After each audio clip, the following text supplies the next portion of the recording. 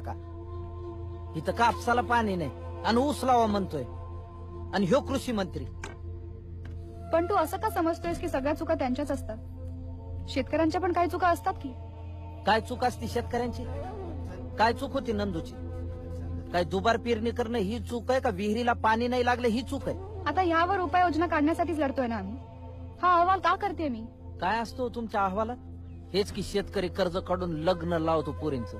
अरे तुमच्या एका वर्षाच्या शेंबड्या पोराच्या बर्थडे पार्टीवर तुम्ही हजारो रुपये खर्च करता, लग्नापेक्षा जास्त. त्याचं काही नाही होय.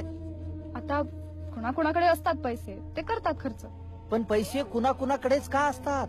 सगळ्यांकडे, बऱ्याच जणांकडे का नसतात? आमच्या बटाट्याला 2 रुपये भाव आणि तुम्ही 4 वेफर पाकिटात टाकून 10 रुपयाला विकणार. आमचा कांदा सडला तरी विकला जात नाही आणि शहरात कांदा भेटत नाही, असं का? शेतकऱ्याने काय फक्त पेरायचं न उगवायचं एवढंच जग नाही त्याचं? त्याच्या घरी कुणी आजारी पडत नाही? त्याला पुरी उजवायच्या नसतात? दरवर्षी 5-50 हजार रुपये मातीत टाकून दाखवा. पाऊस येईल का? बियाणं चांगलं मिळेल का? पीक चांगलं येईल का? भाव चांगला राहील का? काही माहित नसतं.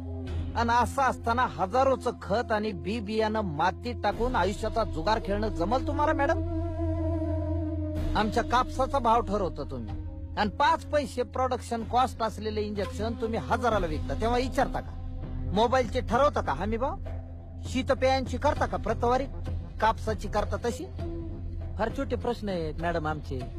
आम्हाला चांगलं बियाणं द्या, मुबलक पाणी द्या, आमच्या पोराच्या चांगल्या शिक्षणाची, आरोग्याची सोय करा आणि आमचं बी जगणं मान्य करा.